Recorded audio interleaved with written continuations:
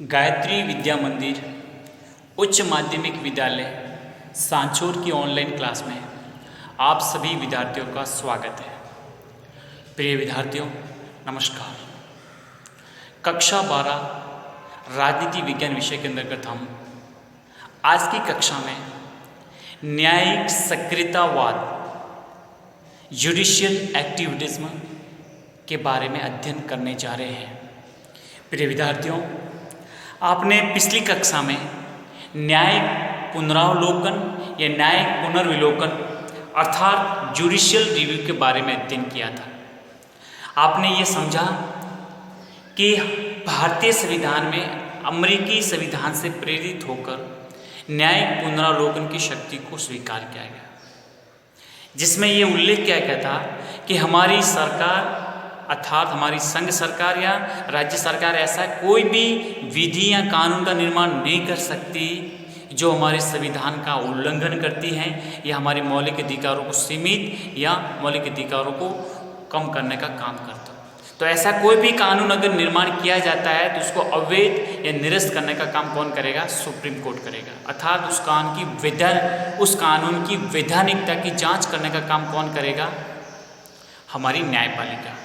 यह कहलाता था न्यायिक पुनर्विलोकन।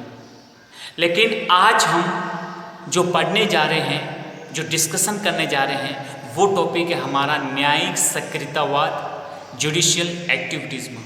ध्यान रखना डियर बच्चों कि जो न्यायिक पुनरावलोकन है यह हमारा संविधान का अभिन्न हिस्सा है, हमारे संविधान के मूलभूत ढांचे में शामिल है और हम उसका हमारे संविधान के अनुच्छेद 13, 32, 131, 132, 133 में उल्लेख है।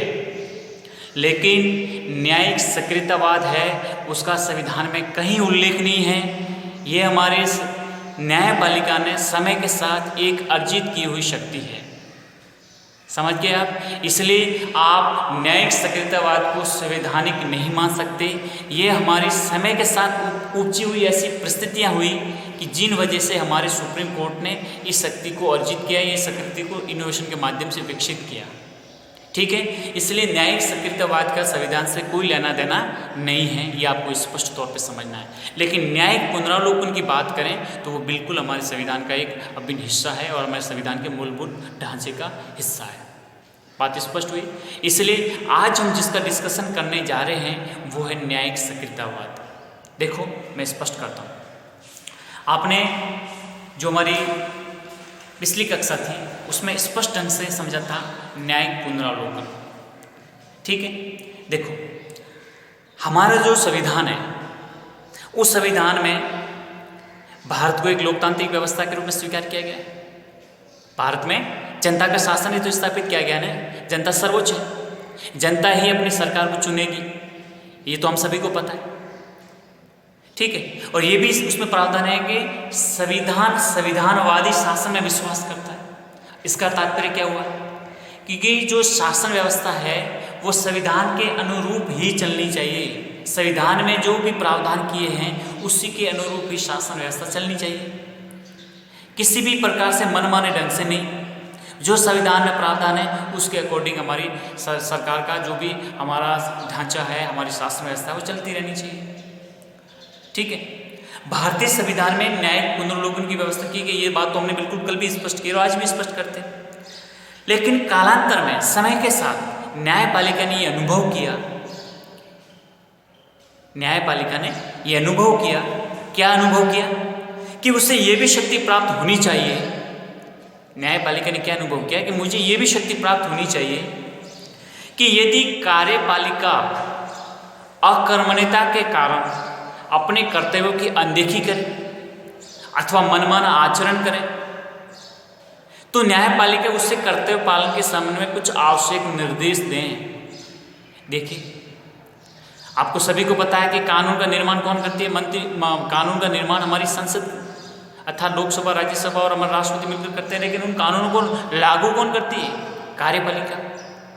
देश में नीति निर्माण, देश में योजनाओं का निर्माण, देश में जो भी विकास के कार्य, जो भी लोक कल्याण कार्य का सपना जो पूरा करना है वो कौन करती है? कार्यपालिका करती है। कार्यपालिका दो प्रकार की होती है, स्थायी और अस्थायी।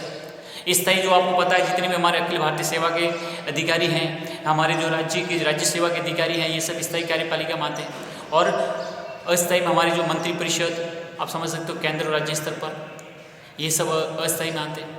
तो ये सब कार्यपालिका में शामिल होते हैं। तो आप देखेंगे कि अगर ये कार्यपालिका के जो भी सदस्य हैं, ये अगर अपने कर्तव्य से विमुख हो जाए, कर्तव्य से भटक जाए, जनता के लिए काम ही नहीं करें, एक बार जनता के सामने आकर बड़ी बड़ी लुभावनी बातें करके वोट बटोर के चले गए, 5 साल तक किसी प्रकार की जवाबदारी नहीं, जिम्मेदारी नहीं, जनता उसी हाल में जो पैसे प्याले थी, तो क्या करें? या फिर जीतने के बाद में मनमाना आचरण करें, 5 साल अपनी सरकार कुछ भी करो, जैसा चाहो वैसा करो, देश को लूटो। क्या इसलिए इनको चुना जाता है क्या? क्या ये जो कर रहे हैं वो सही कर रहे हैं क्या इसको रोकने टोकने वाला है क्या?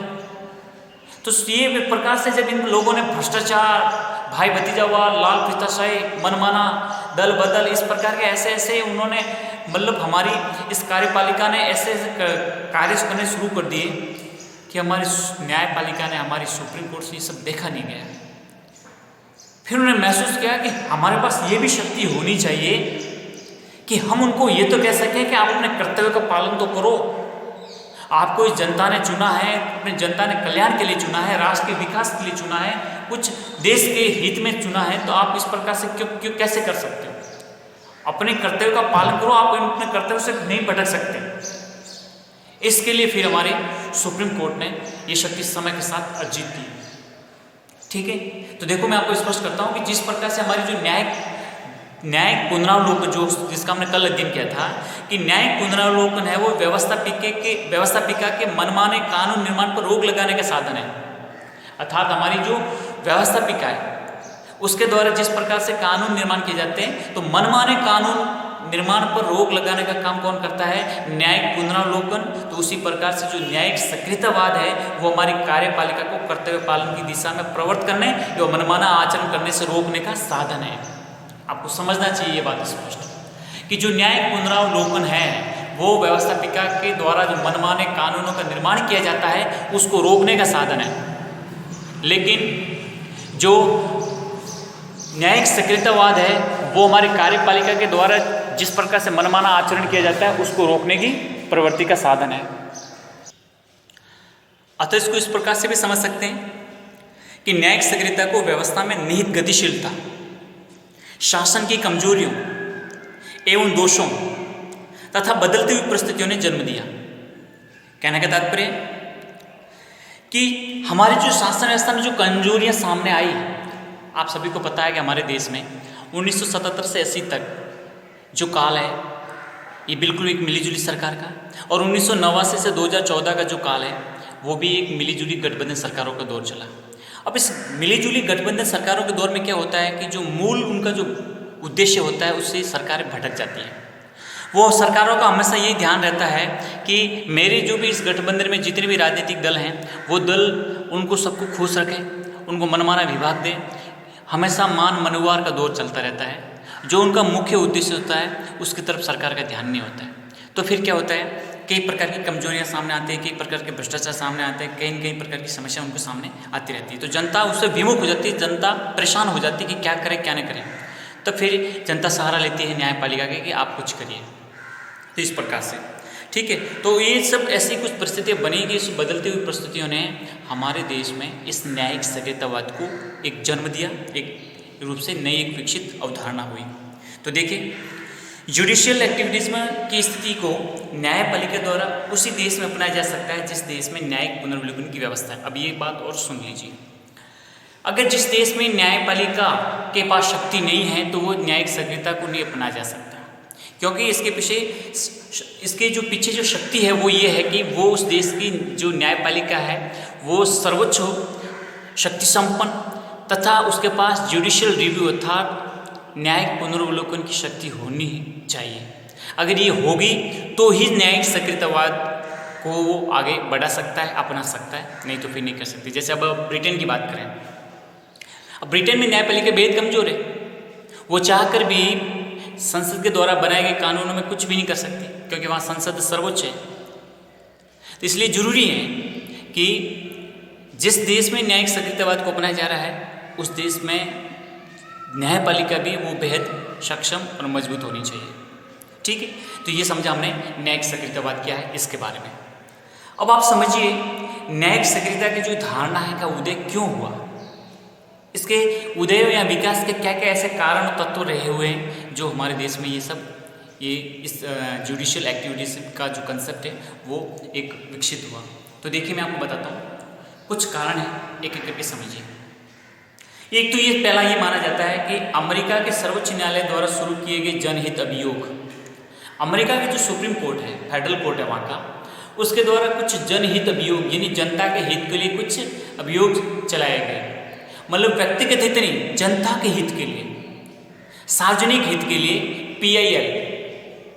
ठीक है, जब PIL शुरुआत की गई, जिसको हिंदी में जनहित अभियोग क्या कहा जाता है, जनहित अभियोग शुरू हुए और किसी भी इस प्रकार से किसी मुद्दे पर ध्यान केंद्रित करके सरकार को निर्देश देना कि आप कुछ उस मैटर को करिए। ठीक है, तो जब शुरुआत हुई तो हमारी न्यायपालिका ने सोचा कि हमारे यहाँ पर भी कुछ, क्योंकि हमारी न्यायपालिका का जो स्ट्रक्चर है वो करीब करीब अमेरिका से मिलता जुलता है। तो जब वहाँ शुरू हुआ तो हमने भी सोचा कि हमारे यहाँ भी होता तो बेहतर होता। एक तो ये महत्वपूर्ण कारण था। दूसरा, हम अंदर अंदर ऐसी परिस्थितियों से घिर गए थे कि हमको भी ऐसा सोचा अब तो अपनाने में ही भलाई है। दूसरा कारण क्या, राजनीतिक दलों और दलीय नेताओं के आचरण में बहुत गिरावट आ गई। हमारा देश में जो भी राजनीतिक दल है वो बहुदलीय है या एक दलीय, जैसे चाइना में ऐसा नहीं है, अमेरिका ब्रिटेन की तरह द्विदलीय भी नहीं है, यहाँ बहुदलीय है। तो इतने बहुत सारे दल हैं और दल के नेताओं के आचरण व्यवहार चरित्र में इतनी गिरावट आ गई, भ्रष्टाचार, दल बदल, आयाराम गयाराम लगा ही रहा। कौन सुबह किस पार्टी में था, शाम को किस पार्टी में, तो बहुत बड़ी ये इस प्रकार से उनके आचरण में गिरावट आई। तो भी मन दुख हो रहा था कि ये संविधान के अनुकूल है, ये संविधान को एक प्रकार से ब्रेक करने का काम किया जा रहा है। फिर दूसरा देखा जाए तो विधायी व्यवस्था की घोर अव्यवस्था, यानी हमारे विधि निर्माण की संस्थाओं में इस प्रकार की अव्यवस्था हो गई कि संविधान के साथ मजाक बनाने शुरू हो गए। मनमाने कानूनों का निर्माण, जो भी जिस प्रकार का फेरबदल, कहने का तात्पर्य अपने उत्तरदायित्वहीन, जिम्मेदारीहीन जैसी दायित्व निभाने शुरू हो गए थे। और रही कार्यपालिका की अक्षमता, यानी कार्यपालिका में भाई भतीजावाद, भ्रष्टाचार, इस प्रकार से अयोग्यता के शिकार हो गए, जनता के दायित्व से मुकरने शुरू हो गए, कर्तव्य विमुख हो गए, कर्तव्य भटक गए। तो ऐसे कार्यपालिका जब ये जनता के लिए काम करती है, वो कार्यपालिका अक्षम हो गई तो क्या करें। फिर यही नहीं, इसके साथ साथ अपने दायित्व से निभाने की बची नहीं। अब उनको ऐसा लगा कि जब सुप्रीम कोर्ट आगे आकर काम कर रहा है तो हमें करने की क्या जरूरत है, कोई भी काम हो सुप्रीम कोर्ट को सौंपो, सुप्रीम कोर्ट करेगा। तो उनको अपने दायित्व से बचने की प्रवृत्ति, उनको लगता है कि इससे हमारे हितों को या हमारे वोट बैंक को खतरा पहुंचेगा तो सुप्रीम कोर्ट को सौंप दो, सुप्रीम कोर्ट करेगा, हमारे क्या। तो इस प्रकार की प्रवृत्ति जब आ गई, अरे जब काम तुम्हारा है तो सुप्रीम कोर्ट क्यों करेगा। ये तो जब तुम किम कर्तव्य मूड हो गए, अपने कर्तव्य से भटक गए, तब तुम्हें रास्ता दिखाने का काम ये सुप्रीम कोर्ट कर रहा है। तो तुम्हें ये भी नहीं पता कि हमें हर काम उस पर क्यों डालें। तो इस प्रकार से कार्यपालिका अपने दायित्व से बचने की प्रवृत्ति हुई, तो ये भी एक प्रकार से बहुत गलत। और रही सही राजनीतिक और प्रशासनिक व्यवस्था में बात, तो भ्रष्टाचार, इतने घोटाले, इतने बड़े बड़े स्कैंडल कि अब लोगों का इस लोकतंत्र पर और संविधान पर बहुत बड़ा एक प्रश्न चिन्ह पैदा हो गया कि ये हो क्या रहा है। इससे बचने के लिए हमारे सुप्रीम कोर्ट ने हमारे इस न्यायिक सक्रियतावाद के कंसेप्ट को अपनाना शुरू किया कि अब तो बेहद जरूरी होगा। तो ये जो शुरुआत होती है जुडिशियल एक्टिविटीज़ में की, ये होती है करीबन 1980 के दशक से। 1980 के दशक में न्यायिक सक्रियता का भारत में उदय होता है और समय के साथ ये धारणा बेहद विकसित होती गई। ठीक है, और अमेरिका की जो टाइम्स मैगजीन है उसने भी ये स्पष्ट कर दिया कि भारत की जो न्यायपालिका है वो दुनिया की सबसे सक्रिय न्यायपालिकाओं में से एक है। ठीक है, तो ये आप समझ सकते हो कि जब हमारी शक्तिशाली न्यायपालिका है उसी का ही एक प्रकार से अपने दायित्व से, अपने कामों से छोड़कर एक प्रकार से आगे कदम रखकर कार्यपालिका को ये बताना कि आप जो ये कर रहे हो वो गलत है, आप ये काम करिए, आपका जनता के प्रति कुछ उत्तरदायित्व है, कुछ जिम्मेदारियां हैं, उन जिम्मेदारियों को संभालते हुए काम करिए। उनको अपने दायित्व का आभास दिलाना, अपने कर्तव्यों का एहसास दिलाना, ये न्यायिक सक्रियतावाद के तहत समझ सकते हैं हम। ठीक है, अब भारत में जो इस न्यायिक सक्रियतावाद के जो जनक या पुरजोर जो उसके वक्ता माने जाते हैं वो हमारे सुप्रीम कोर्ट के पूर्व न्यायाधीश जस्टिस PN भगवती। आपको नाम याद रखना है, justice PN Bhagwati. Justice PN Bhagwati ही इसके पुरोधा माने जाते हैं और इन्हीं के द्वारा इस प्रकार से ये सब स्वीकार किया गया। उसके बाद से हम देखते हैं निरंतर हमारी सुप्रीम कोर्ट ने समय समय पर चाहे कैसा भी कोई भी घोटाला क्यों ना हो, किसी प्रकार की अक्षमता क्यों ना हो, हर समय सरकार को अपने दायित्व को एहसास दिलाया है। और आपको लेटेस्ट बात करें, जैसे 2010 की बात करें तो हमारे सुप्रीम कोर्ट के प्रमुख CJI chief justice of India HS Kapadia Bharat के मुख्य न्यायाधीश थे और इन्होंने सुप्रीम भ्रष्टाचार को लेकर सबसे अधिक सक्रिय भूमिका निभाई।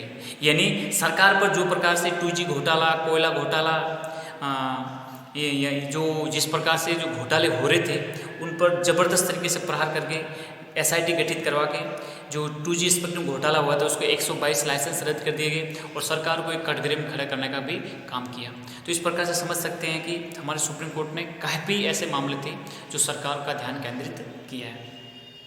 तो अपन एक शब्द में अगर इसकी परिभाषा के तौर पर समझने का काम करें तो आपको न्यायिक सक्रियतावाद का अर्थ समझाता हूँ कि संविधान, कानून और अपने दायित्वों के प्रसंग में कानूनी व्याख्या से आगे बढ़कर सामाजिक आर्थिक परिस्थितियों और सामाजिक आर्थिक न्याय की आवश्यकता को दृष्टि में रखते हुए संविधान और कानून की रचनात्मक व्याख्या करते हुए जनसाधारण के हितों की रक्षा के लिए निरंतर प्रयत्नशील रहना ही न्यायिक सक्रियतावाद कहलाता है। ठीक है, अगर इसको आप न्यायिक रचनात्मकता भी कहें तो भी किसी प्रकार की अतिशयोक्ति नहीं है, बेझिझक आप कह सकते हैं। तो ये हो गए न्यायिक सक्रियतावाद क्या है और कब इसकी शुरुआत हुई और क्या इसके उदय के कारण थे। अब हम थोड़ा सा ये समझने का प्रयास करेंगे कि न्यायिक सक्रियता है उसकी क्या क्या मान्यता है, अर्थात ये न्यायिक सक्रियता किन बातों को लेकर चलता है, उसका मूल मंतव्य क्या है। तो मैं आपको एक एक करके स्पष्ट करता हूँ। पहला है जनहितकारी अभियोगों को मान्यता। ध्यान रखना, यहाँ पर व्यक्तिगत हितों को महत्व नहीं है, जनहितकारी सार्वजनिक हित के मुद्दों को ही इसमें लाया जाता है और उस पर न्याय की प्राप्ति की जाती है। तो देखिए, न्यायिक सक्रियता के अंतर्गत कोई भी व्यक्ति किसी ऐसे समूह या वर्ग की ओर से मुकदमा लड़ सकता है जिसको उसके कानूनी या संवैधानिक अधिकारों से वंचित कर दिया गया। यानी कोई गरीब व्यक्ति है जो सुप्रीम कोर्ट नहीं जा सकता है, उसको अपने अधिकारों से वंचित कर दिया गया है, तो फिर उसको कोई व्यक्ति या समूह या कोई संस्था या कोई NGO लड़ सकता है। सुप्रीम कोर्ट ने कहा है कि गरीब, अपंग या सामाजिक आर्थिक दृष्टि से दलित लोगों के मामले में आम जनता का कोई आदमी न्यायालय के समक्ष वाद ला सकता है और न्यायालय अपने सारे तकनीकी और कार्यविधि संबंधी नियमों की परवाह किए बिना उसे लिखित रूप में देने मात्र से ही उसको स्वीकार करेगा, उसके खिलाफ फिर कार्रवाई करेगा। अब भारत में इसकी शुरुआत जो माना जाए तो भागलपुर बिहार में जो है वहाँ पर जेल में जो विचाराधीन बंदी रखे गए थे या जो कैदी थे उनसे हुई। अब वहाँ भागलपुर जेल में ऐसे कैदी थे जो बेचारे छोटे से अपराध के लिए अपनी ज़िंदगी भर से 20-20, 30-30 सालों से जेल में सड़ रहे थे।